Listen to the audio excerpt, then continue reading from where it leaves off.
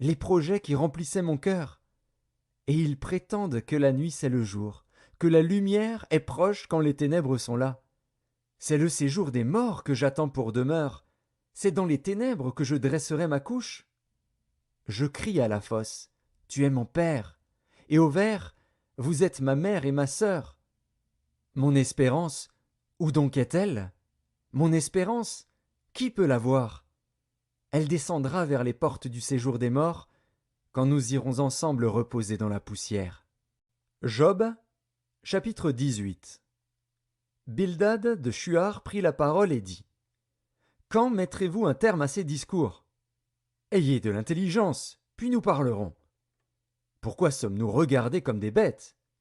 Pourquoi ne sommes-nous à vos yeux que des brutes? Ô toi qui te déchires dans ta fureur, faut-il à cause de toi que la terre devienne déserte? Faut-il que les rochers disparaissent de leur place? La lumière du méchant s'éteindra, et la flamme qui en jaillit cessera de briller. La lumière s'obscurcira sous sa tente, et sa lampe au-dessus de lui s'éteindra. Ses pas assurés seront à l'étroit, malgré ses efforts, il tombera. Car il met les pieds sur un filet, il marche dans les mailles. Il est saisi au piège par le talon, et le filet s'empare de lui. Le cordeau est caché dans la terre, et la trappe est sur son sentier. Des terreurs l'assiègent, l'entourent, le poursuivent par derrière. La faim consume ses forces, la misère est à ses côtés. Les parties de sa peau sont l'une après l'autre dévorées, ses membres sont dévorés par le premier-né de la mort. Il est arraché de sa tente où il se croyait en sûreté, il se traîne vers le roi des épouvantements. Nul des siens n'habite sa tente, le soufre est répandu sur sa demeure. En bas, ses racines se dessèchent. En haut, ses branches sont coupées. Sa mémoire disparaît de la terre, son nom n'est plus sur la face des champs. Il est poussé de la lumière dans les ténèbres, il est chassé du monde. Il ne laisse ni descendants, ni postérité parmi son peuple, ni survivants dans les lieux qu'il habitait. Les générations à venir seront étonnées de sa ruine, et la génération présente sera saisie d'effroi. Point d'autre destinée pour le méchant, point d'autre sort pour qui ne connaît pas Dieu. Job, chapitre 19. Job prit la parole et dit: Jusques à quand affligerez-vous mon âme, et m'écraserez-vous de vos discours? Voilà 10 fois que vous m'outragez. N'avez-vous pas honte de m'étourdir ainsi? Si réellement j'ai péché, seul j'en suis responsable. Pensez-vous me traiter avec hauteur? Pensez-vous démontrer que je suis coupable? Sachez alors que c'est Dieu qui me poursuit et qui m'enveloppe de son filet. Voici, je crie à la violence, et nul ne répond. J'implore justice, et point de justice. Il m'a fermé toute issue, et je ne puis passer. Il a répandu des ténèbres sur mes sentiers. Il m'a dépouillé de ma gloire. Il a enlevé la couronne de ma tête. Il m'a brisé de toutes parts, et je m'en vais. Il a arraché mon espérance comme un arbre. Il s'est enflammé de colère contre moi. Il m'a traité comme l'un de ses ennemis. Ses troupes se sont de concert mises en marche. Elles se sont frayé leur chemin jusqu'à moi. Elles ont campé autour de ma tente. Il a éloigné de moi mes frères, et mes amis se sont détournés de moi. Je suis abandonné de mes proches, je suis oublié de mes intimes. Je suis un étranger pour mes serviteurs et mes servantes, je ne suis plus à leurs yeux qu'un inconnu. J'appelle mon serviteur, et il ne répond pas. Je le supplie de ma bouche, et c'est en vain. Mon humeur est à charge à ma femme, et ma plainte au fils de mes entrailles. Je suis méprisé même par des enfants. Si je me lève, je reçois leurs insultes. Ceux que j'avais pour confidents m'ont en horreur. Ceux que j'aimais se sont tournés contre moi. Mes os sont attachés à ma peau et à ma chair. Il ne me reste que la peau des dents. Ayez pitié de moi, vous, mes amis, car la main de Dieu m'a frappé. Pourquoi me poursuivre comme Dieu me poursuit? Pourquoi vous montrer insatiable de ma chair? Oh, je voudrais que mes paroles fussent écrites, qu'elles fussent écrites dans un livre. Je voudrais qu'avec un burin de fer et avec du plomb, elles fussent pour toujours gravées dans le roc. Mais je sais que mon Rédempteur est vivant, et qu'il se lèvera le dernier sur la terre. Quand ma peau sera détruite, il se lèvera. Quand je n'aurai plus de chair, je verrai Dieu. Je le verrai, et il me sera favorable. Mes yeux le verront, et non ceux d'un autre. Mon âme languit d'attente au-dedans de moi. Vous direz alors, pourquoi le poursuivions-nous? Car la justice de ma cause sera reconnue. Craignez pour vous le glaive. Les châtiments par le glaive sont terribles. Et sachez qu'il y a un jugement. Job, chapitre 2. Or, les fils de Dieu vinrent un jour se présenter devant l'Éternel, et Satan vint aussi au milieu d'eux se présenter devant l'Éternel. L'Éternel dit à Satan, « D'où viens-tu » Et Satan répondit à l'Éternel, « De parcourir la terre et de m'y promener. » L'Éternel dit à Satan, « As-tu remarqué mon serviteur Job? Il n'y a personne comme lui sur la terre. C'est un homme intègre et droit, craignant Dieu et se détournant du mal. Il demeure ferme dans son intégrité, et tu m'excites à le perdre sans motif. » Et Satan répondit à l'Éternel, « Peau pour peau. Tout ce que possède un homme, il le donne pour sa vie. Mais étends ta main, touche à ses os et à sa chair, et je suis sûr qu'il te maudit en face. » L'Éternel dit à Satan, « Voici, je te le livre. Seulement, épargne sa vie. » Et Satan se retira de devant la face de l'Éternel. Puis il frappa Job d'un ulcère malin, depuis la plante du pied jusqu'au sommet de la tête. Et Job prit un tesson pour se gratter et s'assit sur la cendre. Sa femme lui dit, « Tu demeures ferme dans ton intégrité. Maudis Dieu et meurs. » Mais Job lui répondit, « Tu parles comme une femme insensée. Quoi? Nous recevons de Dieu le bien, et nous ne recevrions pas aussi le mal? » En tout cela Job ne pécha point par ses lèvres. 3 amis de Job, Éliphaz de Théman, Bildad de Shuar et Tsophar de Naama, apprirent tous les malheurs qui lui étaient arrivés. Ils se concertèrent et partirent de chez eux pour aller le plaindre et le consoler. Ayant de loin porté les regards sur lui, ils ne le reconnurent pas, et ils élevèrent la voix et pleurèrent. Ils déchirèrent leurs manteaux, et ils jetèrent de la poussière en l'air au-dessus de leur tête. Et ils se tinrent assis à terre auprès de lui 7 jours et 7 nuits, sans lui dire une parole, car ils voyaient combien sa douleur était grande. Job, chapitre 20. Tsophar de Naama prit la parole et dit, « Mes pensées me forcent à répondre, et mon agitation ne peut se contenir. J'ai entendu des reproches qui m'outragent. Le souffle de mon intelligence donnera la réplique. Ne sais-tu pas que, de tout temps, depuis que l'homme a été placé sur la terre, le triomphe des méchants a été court, et la joie de l'impie momentanée? Quand il s'élèverait jusqu'aux cieux, et que sa tête toucherait aux nues, il périra pour toujours comme son ordure, et ceux qui le voyaient diront, « Où est-il » Il s'envolera comme un songe, et on ne le trouvera plus. Il disparaîtra comme une vision nocturne. L'œil qui le regardait ne le regardera plus. Le lieu qu'il habitait ne l'apercevra plus. Ses fils seront assaillis par les pauvres, et ses mains restitueront ce qu'il a pris par violence. La vigueur de la jeunesse, qui remplissait ses membres, aura sa couche avec lui dans la poussière. Le mal était doux à sa bouche, il le cachait sous sa langue. Il le savourait sans l'abandonner. Il le retenait au milieu de son palais. Mais sa nourriture se transformera dans ses entrailles, elle deviendra dans son corps un venin d'aspic. Il a englouti des richesses, il les vomira. Dieu les chassera de son ventre. Il a sucé du venin d'aspic, la langue de la vipère le tuera. Il ne reposera plus ses regards sur les ruisseaux, sur les torrents, sur les fleuves de miel et de lait. Il rendra ce qu'il a gagné, et n'en profitera plus. Il restituera tout ce qu'il a pris, et n'en jouira plus.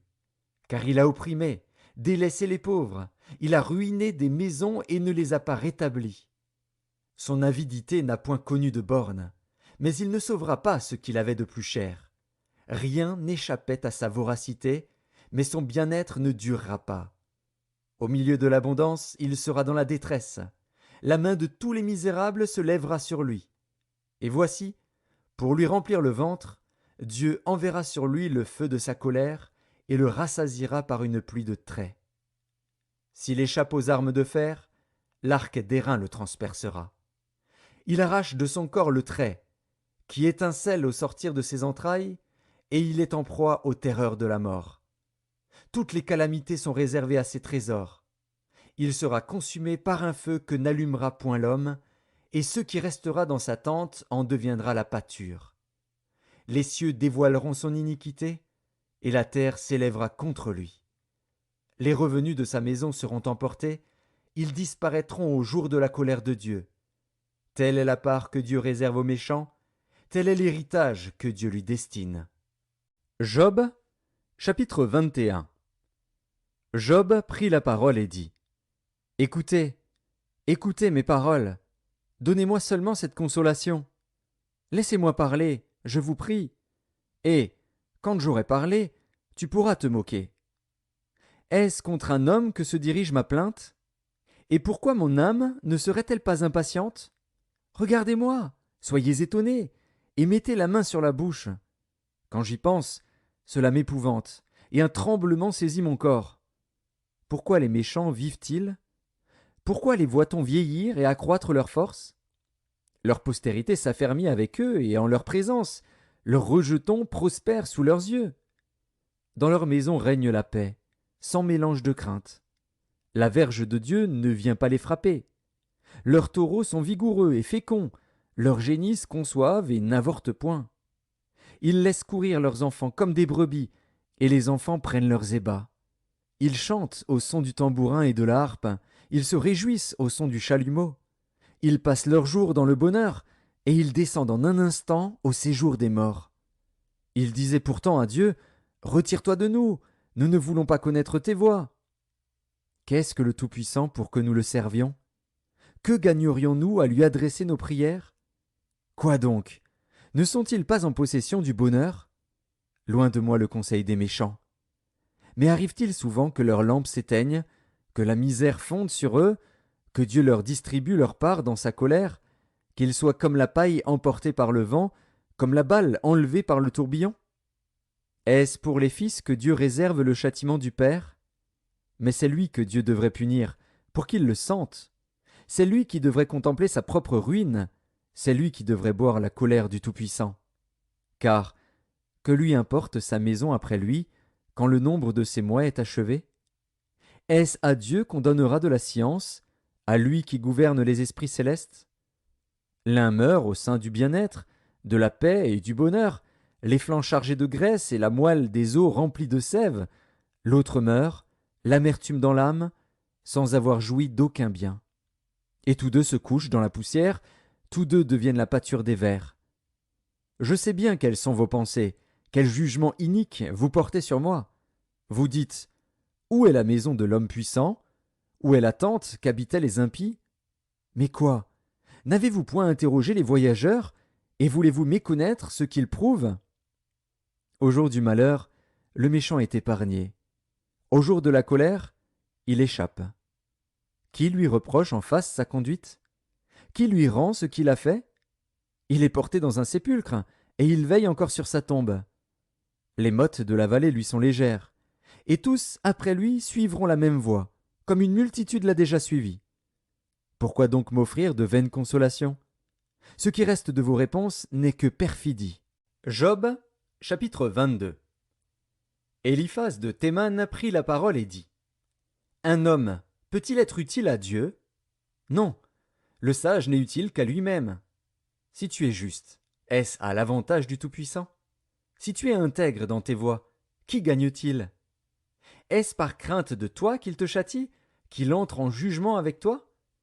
Ta méchanceté n'est-elle pas grande? Tes iniquités ne sont-elles pas infinies? Tu enlevais sans motif des gages à tes frères. Tu privais de leurs vêtements ceux qui étaient nus. Tu ne donnais point d'eau à l'homme altéré. Tu refusais du pain à l'homme affamé. Le pays était au plus fort, et le puissant s'y établissait. Tu renvoyais les veuves avides, les bras des orphelins étaient brisés. C'est pour cela que tu es entouré de pièges, et que la terreur t'a saisi tout à coup. Ne vois-tu donc pas ces ténèbres, ces eaux débordées qui t'envahissent? Dieu n'est-il pas en haut dans les cieux? Regarde le sommet des étoiles, comme il est élevé. Et tu dis, qu'est-ce que Dieu sait? Peut-il juger à travers l'obscurité? Les nuées l'enveloppent, et il ne voit rien, il ne parcourt que la voûte des cieux. Et quoi? Tu voudrais prendre l'ancienne route qu'ont suivie les hommes d'iniquité? Ils ont été emportés avant le temps. Ils ont eu la durée d'un torrent qui s'écoule. Ils disaient à Dieu, retire-toi de nous. Que peut faire pour nous le Tout-Puissant? Dieu cependant avait rempli de bien leur maison. Loin de moi le conseil des méchants. Les justes, témoins de leur chute, se réjouiront, et l'innocent se moquera d'eux. Voilà nos adversaires anéantis. Voilà leur richesse dévorée par le feu. Attache-toi donc à Dieu, et tu auras la paix. Tu jouiras ainsi du bonheur. Reçois de sa bouche l'instruction, et mets dans ton cœur ses paroles. Tu seras rétabli, si tu reviens au Tout-Puissant, si tu éloignes l'iniquité de ta tente. Jette l'or dans la poussière, l'or d'Ophir parmi les cailloux des torrents. Et le Tout-Puissant sera ton or, ton argent, ta richesse. Alors tu feras du Tout-Puissant tes délices. Tu élèveras vers Dieu ta face. Tu le prieras, et il t'exaucera, et tu accompliras tes vœux. À tes résolutions répondra le succès. Sur tes sentiers brillera la lumière. Vienne l'humiliation. Tu prieras pour ton relèvement. Dieu secourt celui dont le regard est abattu. Il délivrera même le coupable, qui devra son salut à la pureté de tes mains. Job, chapitre 23. Job prit la parole et dit: Maintenant encore ma plainte est une révolte, mais la souffrance étouffe mes soupirs. Oh, si je savais où le trouver, si je pouvais arriver jusqu'à son trône, je plaiderais ma cause devant lui, je remplirais ma bouche d'arguments, je connaîtrais ce qu'il peut avoir à répondre, je verrais ce qu'il peut avoir à me dire. Emploierait-il toute sa force à me combattre? Ne daignerait-il pas au moins m'écouter?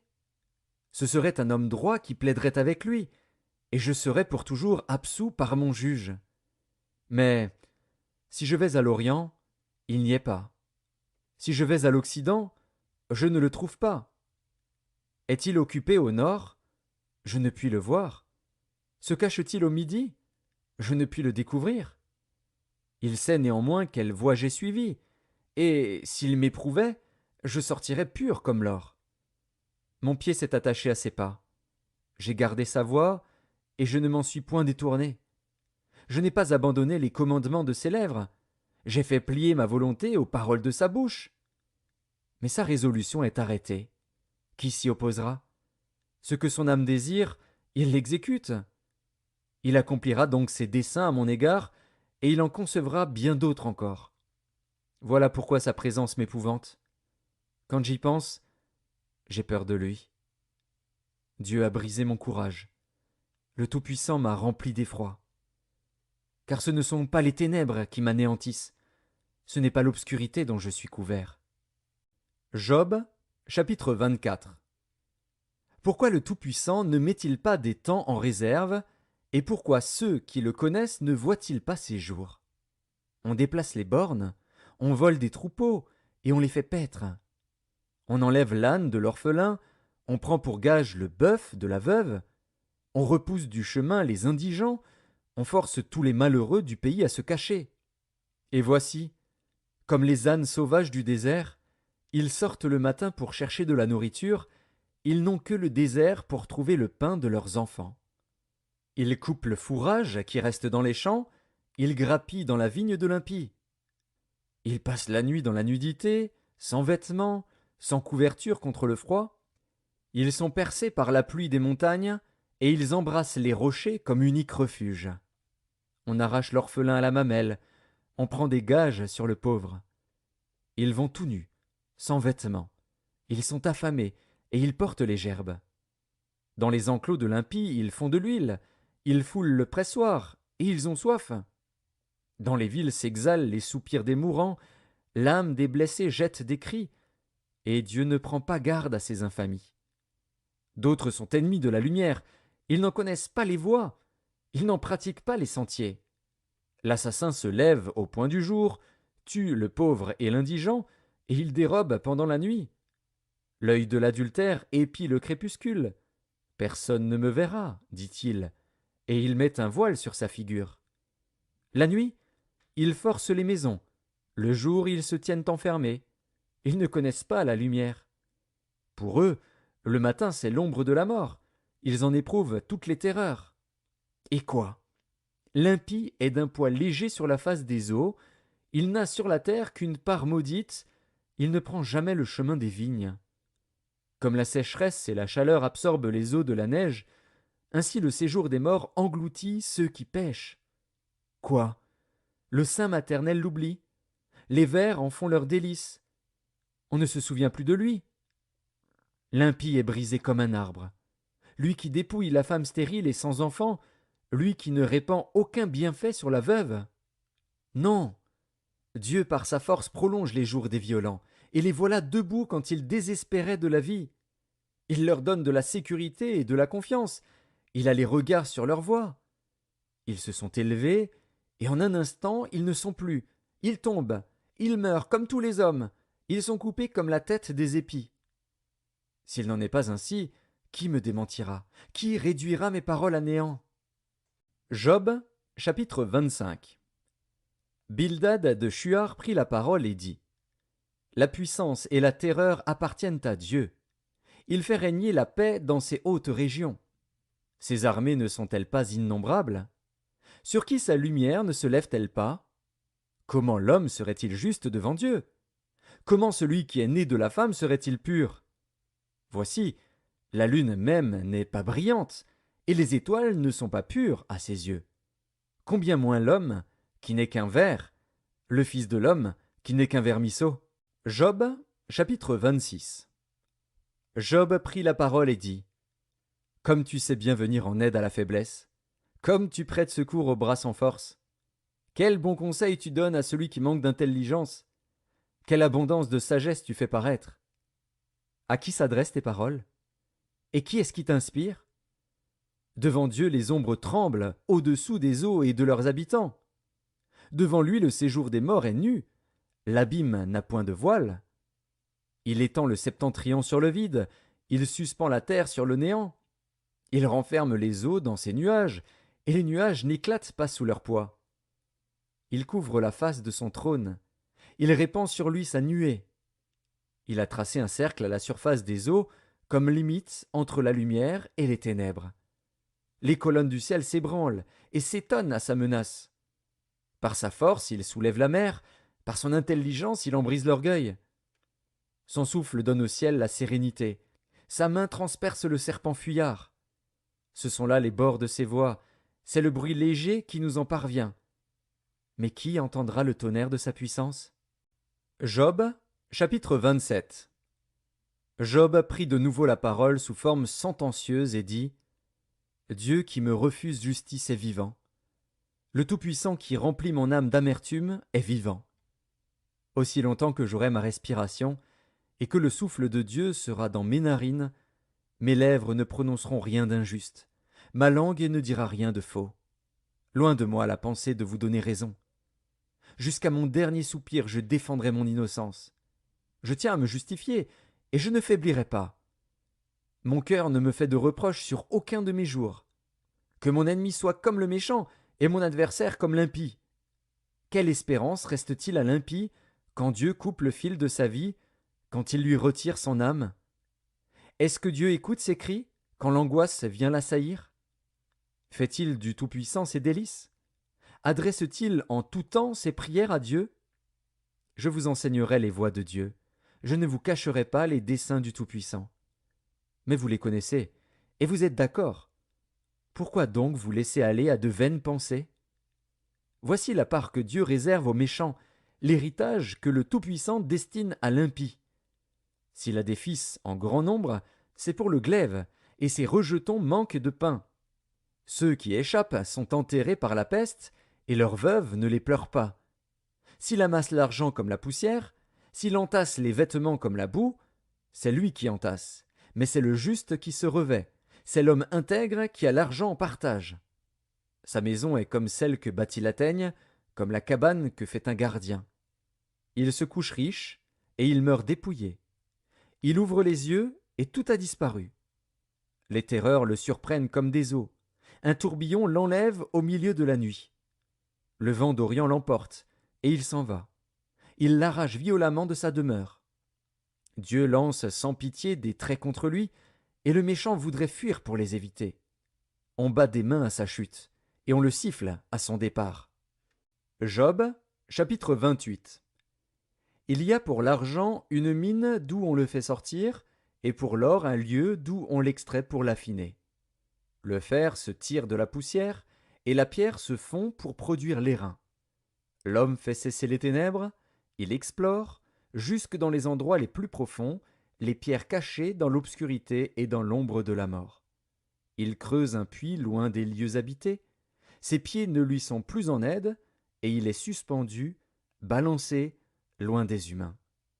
La terre, d'où sort le pain, est bouleversée dans ses entrailles comme par le feu. Ces pierres contiennent du saphir, et l'on y trouve de la poudre d'or. L'oiseau de proie n'en connaît pas le sentier, l'œil du vautour ne l'a point aperçu. Les plus fiers animaux ne l'ont point foulé, le lion n'y a jamais passé. L'homme porte sa main sur le roc, il renverse les montagnes depuis la racine. Il ouvre des tranchées dans les rochers, et son œil contemple tout ce qu'il y a de précieux. Il arrête l'écoulement des eaux, et il produit à la lumière ce qui est caché. Mais la sagesse, où se trouve-t-elle? Où est la demeure de l'intelligence? L'homme n'en connaît point le prix. Elle ne se trouve pas dans la terre des vivants. L'abîme dit, elle n'est point en moi, et la mer dit, elle n'est point en moi. Elle ne se donne pas contre de l'or pur, elle ne s'achète pas au poids de l'argent. Elle ne se pèse pas contre l'or d'Ophir, ni contre le précieux onyx, ni contre le saphir. Elle ne peut se comparer à l'or ni au verre, elle ne peut s'échanger pour un vase d'or fin. Le corail et le cristal ne sont rien auprès d'elle. La sagesse vaut plus que les perles. La topaze d'Éthiopie n'est point son égale, et l'or pur n'entre pas en balance avec elle. D'où vient donc la sagesse? Où est la demeure de l'intelligence? Elle est cachée aux yeux de tout vivant, elle est cachée aux oiseaux du ciel. Le gouffre et la mort disent, nous en avons entendu parler. C'est Dieu qui en sait le chemin, c'est lui qui en connaît la demeure. Car il voit jusqu'aux extrémités de la terre, il aperçoit tout sous les cieux. Quand il régla le poids du vent, et qu'il fixa la mesure des eaux, quand il donna des lois à la pluie, et qu'il traça la route de l'éclair et du tonnerre, alors il vit la sagesse et la manifesta. Il en posa les fondements et la mit à l'épreuve. Puis il dit à l'homme, voici, la crainte du Seigneur, c'est la sagesse. S'éloigner du mal, c'est l'intelligence. Job, chapitre 29. Job prit de nouveau la parole sous forme sentencieuse et dit, oh, que ne puis-je être comme au mois du passé, comme au jour où Dieu me gardait, quand sa lampe brillait sur ma tête et que sa lumière me guidait dans les ténèbres? Que ne suis-je comme au jour de ma vigueur, où Dieu veillait en ami sur ma tente, quand le Tout-Puissant était encore avec moi et que mes enfants m'entouraient? Quand mes pieds se baignaient dans la crème et que le rocher répandait près de moi des ruisseaux d'huile? Si je sortais pour aller à la porte de la ville, et si je me faisais préparer un siège dans la place, les jeunes gens se retiraient à mon approche, les vieillards se levaient et se tenaient debout. Les princes arrêtaient leur discours et mettaient la main sur leur bouche. La voix des chefs se taisait, et leur langue s'attachait à leur palais. L'oreille qui m'entendait me disait heureux, l'œil qui me voyait me rendait témoignage, car je sauvais le pauvre qui implorait du secours, et l'orphelin qui manquait d'appui. La bénédiction du malheureux venait sur moi. Je remplissais de joie le cœur de la veuve. Je me revêtais de la justice et je lui servais de vêtements. J'avais ma droiture pour manteau et pour turban. J'étais l'œil de l'aveugle et le pied du boiteux. J'étais le père des misérables. J'examinais la cause de l'inconnu. Je brisais la mâchoire de l'injuste et j'arrachais de ses dents la proie. Alors je disais, je mourrai dans mon nid. Mes jours seront abondants comme le sable. L'eau pénétrera dans mes racines, la rosée passera la nuit sur mes branches. Ma gloire reverdira sans cesse, et mon arc rajeunira dans ma main.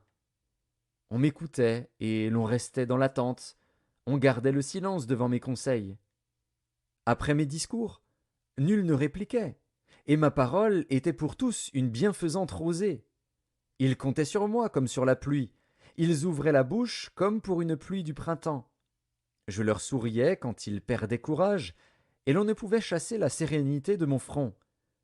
J'aimais à aller vers eux, et je m'asseyais à leur tête. J'étais comme un roi au milieu d'une troupe, comme un consolateur auprès des affligés. Job, chapitre 3. Après cela, Job ouvrit la bouche et maudit le jour de sa naissance. Il prit la parole et dit: Périsse le jour où je suis né, et la nuit qui dit: Un enfant mâle est conçu. Ce jour, qu'il se change en ténèbres, que Dieu n'en ait point souci dans le ciel, et que la lumière ne rayonne plus sur lui. Que l'obscurité et l'ombre de la mort s'en emparent, que des nuées établissent leur demeure au-dessus de lui, et que de noirs phénomènes l'épouvantent. Cette nuit, que les ténèbres en fassent leur proie, qu'elles disparaissent de l'année, qu'elles ne soient plus comptées parmi les mois. Que cette nuit devienne stérile, que l'allégresse en soit bannie. Qu'elle soit maudite par ceux qui maudissent les jours, par ceux qui savent exciter le Léviathan. Que les étoiles de son crépuscule s'obscurcissent, qu'elle attende en vain la lumière, et qu'elle ne voie point les paupières de l'aurore. Car elle n'a pas fermé le sein qui me conçut, ni dérobé la souffrance à mes regards. Pourquoi ne suis-je pas mort dans le ventre de ma mère? Pourquoi n'ai-je pas expiré au sortir de ses entrailles? Pourquoi ai-je trouvé des genoux pour me recevoir, et des mamelles pour m'allaiter? Je serai couché maintenant, je serai tranquille, je dormirai, je reposerai, avec les rois et les grands de la terre qui se bâtirent des mausolées, avec les princes qui avaient de l'or, et qui remplirent d'argent leurs demeures. Où je n'existerai pas, je serai comme un avorton caché, comme des enfants qui n'ont pas vu la lumière. Là ne s'agitent plus les méchants, et là se reposent ceux qui sont fatigués et sans force. Les captifs sont tous en paix, ils n'entendent pas la voix de l'oppresseur. Le petit et le grand sont là, et l'esclave n'est plus soumis à son maître. Pourquoi donne-t-il la lumière à celui qui souffre, et la vie à ceux qui ont l'amertume dans l'âme, qui espèrent en vain la mort, et qui la convoitent plus qu'un trésor, qui seraient transportés de joie et saisis d'allégresse s'ils trouvaient le tombeau? À l'homme qui ne sait où aller, et que Dieu cerne de toutes parts? Mes soupirs sont ma nourriture, et mes cris se répandent comme l'eau. Ce que je crains, c'est ce qui m'arrive. Ce que je redoute, c'est ce qui m'atteint.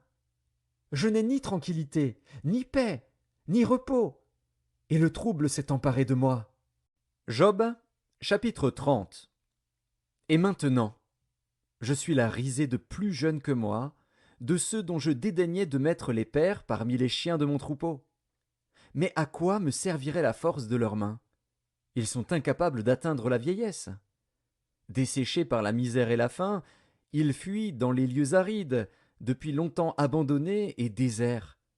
Ils arrachent près des arbrisseaux les herbes sauvages, et ils n'ont pour pain que la racine des genêts. On les chasse du milieu des hommes, on crie après eux comme après des voleurs. Ils habitent dans d'affreuses vallées, dans les cavernes de la terre et dans les rochers. Ils hurlent parmi les buissons, ils se rassemblent sous les ronces. Êtres vils et méprisés, on les repousse du pays. Et maintenant, je suis l'objet de leurs chansons, je suis en butte à leurs propos. Ils ont horreur de moi, ils se détournent, ils me crachent au visage. Ils n'ont plus de retenue et ils m'humilient, ils rejettent tout frein devant moi. Ces misérables se lèvent à ma droite et me poussent les pieds, ils se frayent contre moi des sentiers pour ma ruine.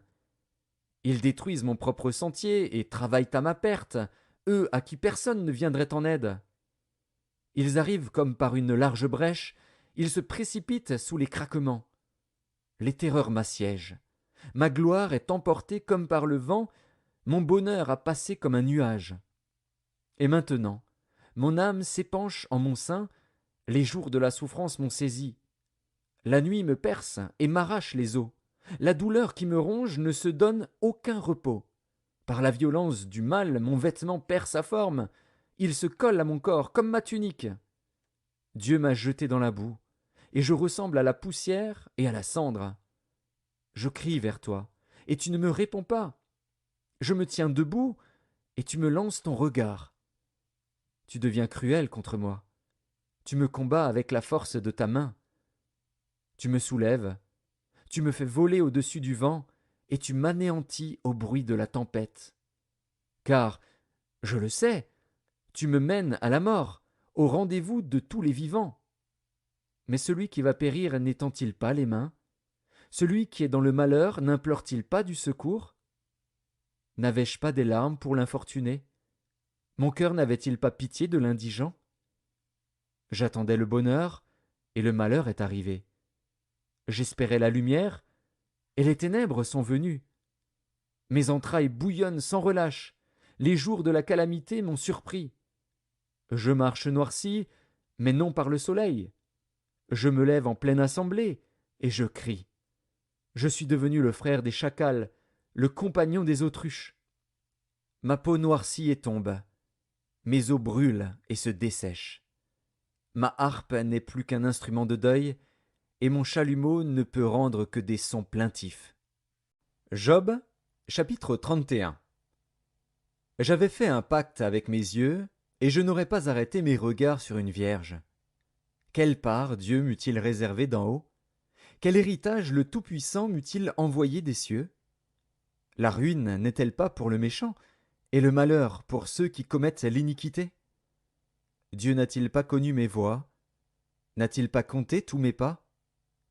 Si j'ai marché dans le mensonge, si mon pied a couru vers la fraude, que Dieu me pèse dans des balances justes, et il reconnaîtra mon intégrité.